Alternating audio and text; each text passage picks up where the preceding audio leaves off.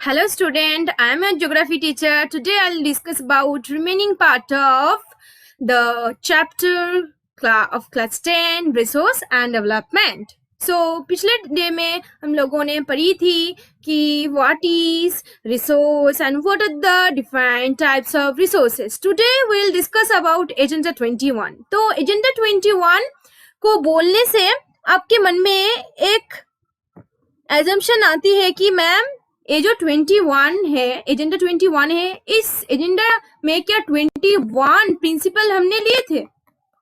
नहीं तो स्टूडेंट, असली में जो 21 है वो 21st सेंचुरी में एनवायरमेंटल प्रोटेक्शन के लिए कुछ प्रिंसिपल लिया हुआ था, इसी वजह से इसका नाम है एजेंडा 21।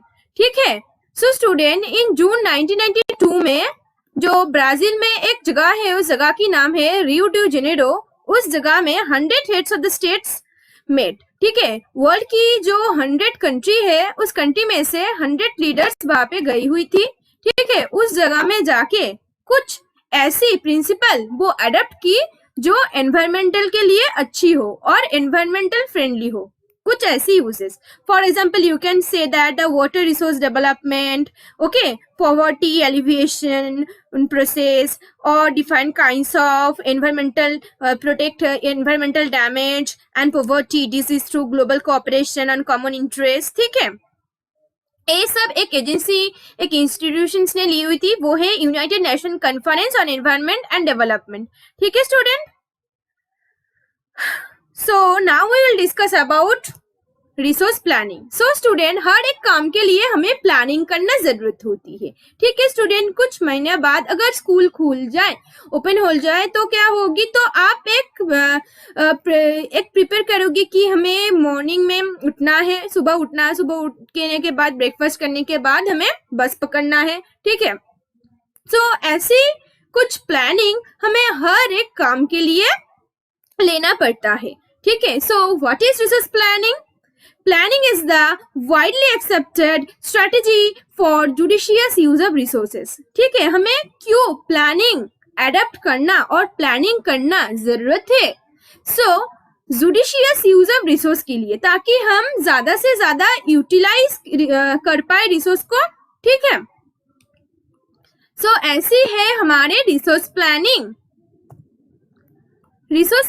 In India. सो हमें इंडिया में क्यों रिसोर्स प्लानिंग की जरूरत है? क्यों जरूरत है? क्योंकि स्टूडेंट, इंडिया एक ऐसी कंट्री है जिस कंट्री में ऐसी जगह में रिसोर्स मिलते हैं। मानो स्टूडेंट, एक इंडिया की है मैप। ठीक है। सो इंडिया में छत्तीसगढ़, ओडिशा बेल्ट, मध्य प्रदेश में ज्यादा से ज्यादा मिनरल रिसोर्सेस मिलने जाते हैं। ठीक है। मगर जो राजस्थान है, राजस्थान में तो मिनरल रिसोर्स ज्यादा से ज्यादा नहीं मिलते हैं और गुजरात में भी नहीं मिलते हैं। ठीक है। तो हमें क्या करना पड़ेगा? रिसोर्स को डिस्ट्रीब्यूट करना पड़ेगा। ऐसी कुछ और भी जगह है जहाँ पे रिसोर्स की स्कर्सिटी है। ठीक है। देखो स्टूडेंट, गुजरात में क्या है? गुजरात में सोलर एनर्जी ज्यादा से ज्यादा मिलती है। राजस्थान में विंड एनर्जी ज्यादा मिलती है, वो तो मध्य प्रदेश में नहीं मिलेगी। सो there is uneven distribution of different kinds of resources in India and worldwide also। जैसे कि स्टूडेंट, जो हमारे अरबियन कंट्रीज है, तो अरबियन कंट्रीज में ज्यादा से ज्यादा जो पेट्रोल ये सब मिलते हैं, मगर उसके पास, अरबियन कंट्री के पास ज्यादा से ज्यादा पानी में ही मिलते हैं। ठीक है। सो अर्थ में हर एक जगह में हर एक रिसोर्स की कमी है। ठीक है। तो उसके वजह से हमें क्या करना पड़ेगा? उसके वजह से हमें फर्स्ट ऑफ ऑल आइडेंटिफाई करना पड़ेगा। आइडेंटिफाई मीन्स कहाँ रिसोर्स मिलते हैं एंड उसकी क्वालिटी क्या है, उसकी क्वांटिटी क्या है। ठीक है। मानो ओडिशा में सबसे ज्यादा कोल मिलते हैं। ठीक है। तो हमें पता लगाना पड़ेगा कि उस कोल की क्वालिटी कैसी है, उस कोल की क्वांटिटी कैसी है। ठीक है। कितने अमाउंट में वहां पे हम कोल मिलेंगे। ठीक है। सो ऐसे करके हमें फर्स्ट ऑफ ऑल रिसोर्स को आइडेंटिफाई करना पड़ेगा।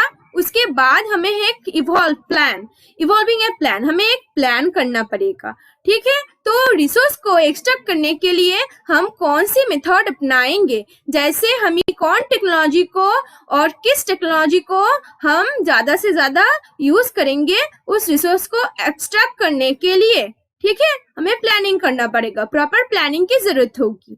उसके बाद matching the resource development plans, ठीक है। हम तो रिसोर्स अब एक्सट्रैक्ट कर चुके हैं प्रॉपर टेक्नोलॉजी के थ्रू, मगर हमें ये भी ध्यान में रखना पड़ेगा कि वो रिसोर्स डेवलपमेंट प्लान जो हमें ऑलरेडी हमें बना चुकी हूँ हम लोगों ने, वो कंट्री के डेवलपमेंट के लिए ज्यादा से ज्यादा यूज हो। जैसे कि स्टूडेंट, जब हम एक मानो मध्य प्रदेश से कोल एक्सट्रैक्ट कर चुकी हूँ, तो कोल को हम कैसे यूज करेंगे, कोल को हम कुछ आयरन एंड स्टील इंडस्ट्रीज में भी यूज कर सकते हैं, और आयरन एंड इंडस्ट्री को हम ज्यादा से ज्यादा स्टील प्रोडक्शन के लिए काम में लगा सकते हैं, ठीक है। सो ये हो गई resource planning in India. So student, drawbacks of resources. Now we'll discuss about what are the drawbacks of resources. Resource का drawback क्या है, ठीक है student. Depletion of resources for satisfying the greed of individuals, ठीक है। Dear student, जो हमारे पास जो रिसोर्स है वो हर एक के लिए इवनली डिस्ट्रीब्यूट नहीं होते हैं, ठीक है। हम लोग जानते हैं कि हमारे इंडिया के पास जो रिसोर्स है वो 90% रिच पीपल के पास है, और जो 10% है वो पुअर पीपल में डिस्ट्रीब्यूटेड है। वो जो 5% और 10% रिसोर्स बच गए हैं वो पुअर पीपल और जो मिडिल ग्रुप जो पीपल है, तो जो ज्यादा से ज्यादा रिच भी नहीं है, ठीक है, मिडिल क्लास जो पीपल है उसके बीच बंटवारा हो चुकी है, ठीक है। सो स्टूडेंट, हमारे पास जो फॉरेस्ट है वो forest are mainly use by tribals for their livelihood, ठीक है। जो ट्राइबल है वो फॉरेस्ट के ऊपर ज्यादा से ज्यादा डिपेंड करता है for extraction of different kinds of fruits and for their livelihood, ठीक है। मगर मानो एक इंडस्ट्रियलिस्ट है, मानो जो एक अंबानी है, ठीक है, तो वो उत्तराखंड की एक जगह में, मानो उत्तराखंड कहा स्टूडेंट, मैं दिखाती हूँ, ठीक है स्टूडेंट, यहाँ पे उत्तराखंड, मानो अंबानी उत्तराखंड की एक फॉरेस्ट में एक इंडस्ट्री, केमिकल इंडस्ट्री एस्टेब्लिश करेगी, ठीक है, मान लीजिए। सो स्टूडेंट, जब अंबानी वहां पर जाएगी, ठीक है, तो जो ट्राइबल बहुत साल पहले वहां पे रहती थी, ठीक है, तो वहां पे अब नहीं रह पाएगी, तो उसके पास क्या है, तो उसके पास अब कुछ भी नहीं रहेगी, तो उसके पास प्रॉपर जो फूड नहीं रहेगी, ठीक है, प्रॉपर हाउस नहीं रहेगी, तो वो अब कहाँ पे जाएगी। तो स्टूडेंट, कुछ ग्रीडी इंडिविजुअल्स के लिए ये जो रिसोर्स की जो डिस्ट्रीब्यूशन वो सही तरह से नहीं होते हैं, ओके। सो नेक्स्ट पॉइंट क्या है, accumulation of resources in few hands. जो रिसोर्स हमारे पास है तो कुछ ही लोग के बीच वो रिसोर्स है, ठीक है। जो पुअर पीपल है और जो मिडिल क्लास पीपल है उसके पास ज्यादा से ज्यादा रिसोर्स नहीं होते हैं, ठीक है। वो जो रिच पीपल है उसके पास वो ज्यादा से ज्यादा रिसोर्स को एक्युमुलेट ऑलरेडी कर चुके हैं हमारे, specially in India. Indiscriminate exploitation of resources. देखो स्टूडेंट, मैंने पहले भी आपको कह चुकी हूँ, जो ट्राइबल पीपल है जिसका लाइवलीहुड पूरा फॉरेस्ट के ऊपर डिपेंड करता है, ठीक है, मगर वो कभी भी फॉरेस्ट को हार्मफुल इफेक्ट नहीं देता है। मगर जो इंडस्ट्रियलिस्ट है वो तो उसका प्रॉफिट ज्यादा से ज्यादा देखेगी, इसकी वजह से वो एक फॉरेस्ट में वो एक केमिकल इंडस्ट्री जब बनाएगी तो वो ये नहीं देखेगी कि वहां पे जो फॉरेस्ट की जो इकोसिस्टम है, ठीक है, और जो फॉरेस्ट में जो एनिमल्स रहती थी, एक एनिमल्स की और एक ट्रीज की जो हैबिटेट वो डिस्ट्रॉय हो सकती है। सो इनडिस्क्रिमिनेट एक्सप्लॉयटेशन ऑफ रिसोर्सेस की वजह से हमारे कंट्री की रिसोर्स और हमारे देश की रिसोर्स ज्यादा से ज्यादा डिस्ट्रॉय हो सकती है, ठीक है। So next point है land resources. We live on land. We perform our economic activities on land and we use it in different ways. देखो स्टूडेंट, हमारे हर एक काम के लिए हमें लैंड के ऊपर डिपेंड करना पड़ेगा, ठीक है। मानो आप एक फार्मर हो तो आप एग्रीकल्चर एक्टिविटीज में एसोसिएटेड हो, ठीक है। तो आपको क्या करना पड़ेगा, आपको क्रॉप प्रोडक्शन करना पड़ेगा। क्रॉप प्रोडक्शन करने से पहले आपको सबसे ज्यादा क्या लगेगी, हाँ सॉइल लगेगी, और डिफरेंट काइंड ऑफ चीज तो वो लगेगी लगेगी, मगर सॉइल के ऊपर हमें ज्यादा से ज्यादा डिपेंड करना पड़ेगा ताकि आप ज्यादा से ज्यादा क्रॉप प्रोडक्शन कर पाओ, ठीक है। और अब जो कोई भी मानो आप जो सेकेंडरी एक्टिविटीज है, मानो आप कोई इंडस्ट्री एस्टेब्लिश करोगे, उससे वजह से आप तो कोई लैंड पे ही तो इंडस्ट्री एस्टेब्लिश करोगे ना, ठीक है। इसकी वजह से all kinds of activities, for example that में प्राइमरी एक्टिविटीज, सेकेंडरी एक्टिविटीज, हर एक एक्टिविटीज के लिए, हर एक काम के लिए हमारे लैंड के ऊपर डिपेंड करना पड़ता है, okay. This land is natural resource utmost important. ये एक नेचुरल रिसोर्स है, वो हमारे पास इसका इम्पोर्टेंस सबसे ज्यादा है, okay. It supports natural vegetation, wild life, human life and economic activities. So student, ये नेचुरल जो वेजिटेशन है, ठीक है, सो नेचुरल वेजिटेशन वो तो सॉइल से बिना नहीं होगी। वाइल्ड लाइफ, जो एनिमल्स जो एक फॉरेस्ट के अंदर रहते हैं, वो तो लैंड के ऊपर रहेगी ना, ठीक है। मानो जो बर्ड्स है वो तो फ्लाई करेगी, मगर वो तो एक नेस्ट बनाएगी, तो नेस्ट जो बनाएगी तो किस पर वो बनाएगी, एक ट्रीज के ऊपर बनाएगी ना, ठीक है। और ट्रीज को ग्रो करने के लिए ज्यादा क्या चाहिए, सॉइल चाहिए। Okay, so all these animals and trees are directly or indirectly depend on land. ठीक है, I hope it is clear to you. And economic activities में मैं already discuss कर चुकी हूँ all kinds of economic activities that may primary activities, my secondary activities. So all these activities are depend on land. So student, आप एक picture में देख सकते हो कि जो हमारे मानो ये पूरा अर्थ है हमारे, ठीक है। और एक बात, जब आप एक वीडियो देख रही हो तो आपको बुक ओपन करना जरूर, ठीक है, तो आप हमारे पढ़ाई से रिलेट कर पाओगे तब, ठीक है।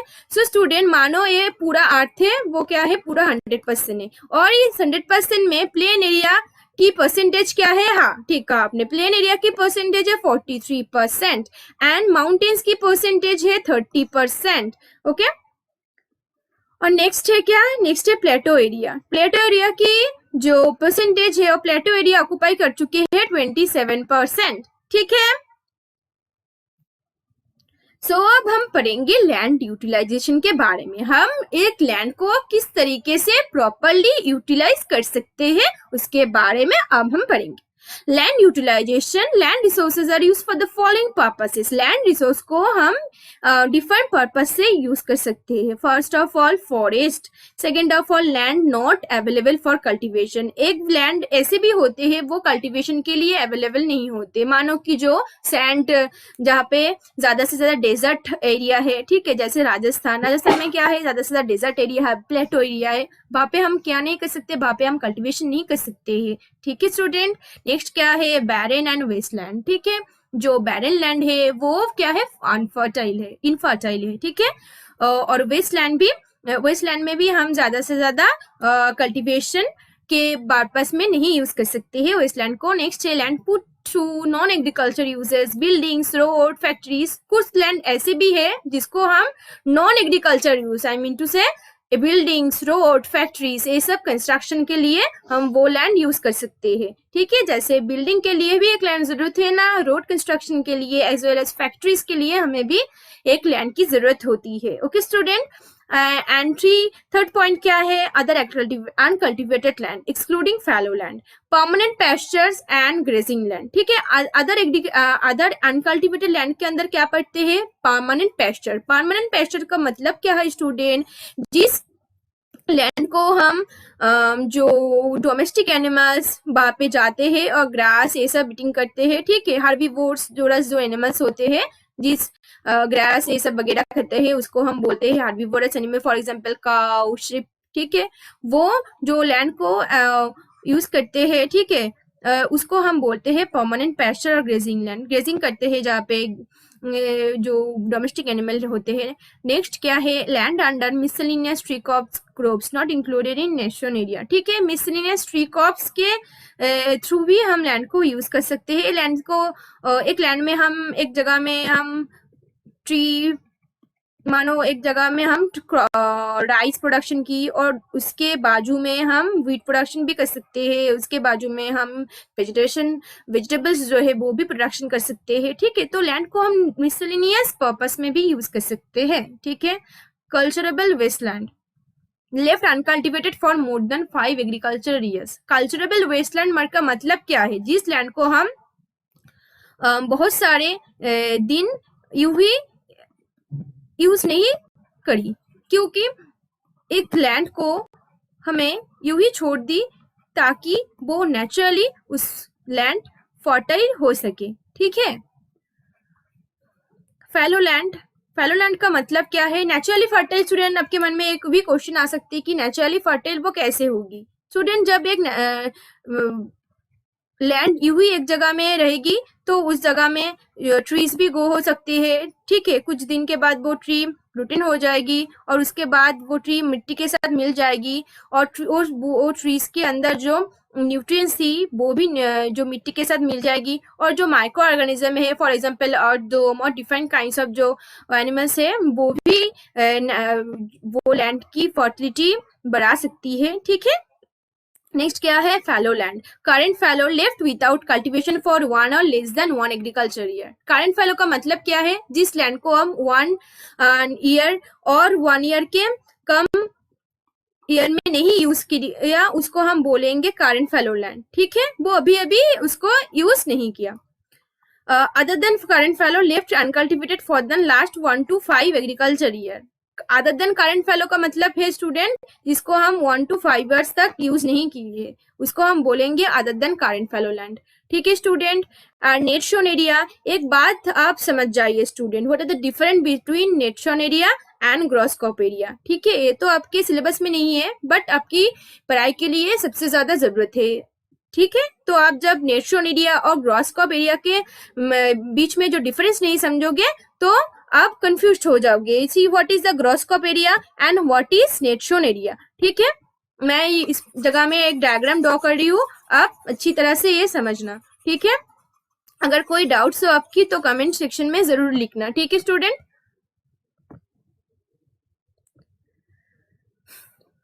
देखो स्टूडेंट, ए है आप। ठीक है, आपका नाम क्या है, आपका नाम है ए। ओके, और आपके फ्रेंड के भी पास एक लैंड है और आपके फ्रेंड का नाम क्या है, आपके फ्रेंड का नाम है बी। मानो स्टूडेंट आपके पास जो जमीन है, जो लैंड है वो है 5 हेक्टर लैंड। ओके, आपके पास 5 हेक्टर लैंड है और आपके फ्रेंड के पास है भी 5 हेक्टर लैंड है।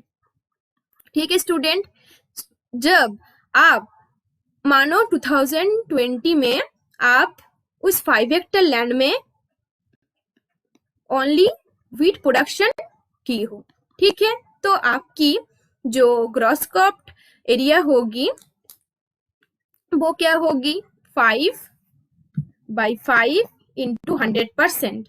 ओके, मतलब 100% आपकी ग्रॉस क्रॉप एरिया होगी। मगर आपके जो फ्रेंड है, बी फ्रेंड है, वो उसकी जमीन में एक बार 5 हेक्टर जमीन में वो व्हीट प्रोडक्शन भी की और दूसरे बाद वो क्या की, आफ्टर 6 मंथ के बीच वो 5 हेक्टर जमीन को काम में लगाया और उस 5 हेक्टर जमीन में वो व्हीट प्रोडक्शन ऑलरेडी कर चुके हैं। ठीक है, उसके बाद आफ्टर 6 मंथ वही 5 हेक्टर जमीन में वो राइट प्रोडक्शन कर चुके हैं। तो उसकी जो टोटल जो लैंड की यूटिलाइजेशन क्या हुई, उसकी टोटल लैंड यूटिलाइजेशन हुई है 10/5 into 100। ओके, 5 2 तो होगी 200%। ओके, तो उसकी जो टोटल ग्रॉस क्रॉप एरिया होगी 200%। ओके, सो स्टूडेंट इसकी जो ग्रॉस क्रॉप एरिया है 200% और जो नेट शोन एरिया है वो है 100%। ग्रॉस क्रॉप एरिया का मतलब है स्टूडेंट, जब अब एक जमीन में मोर देन 1 ईयर, ठीक है, एक जमीन में अगर आप मोर देन 1 क्रॉप प्रोडक्शन करोगे उसको हम बोलेंगे ग्रॉस क्रॉप एरिया, ठीक है। और जब वही जमीन में आप ओनली 1 क्रॉप प्रोड्यूस करोगे उसको हम बोलेंगे नेट शोन एरिया, ठीक है। ग्रॉस क्रॉप एरिया का मतलब है more than 1 crop, net sown area का मतलब है ओनली 1 क्रॉप, ठीक है। ये बात ठीक तरह से समझ जाना स्टूडेंट, ओके।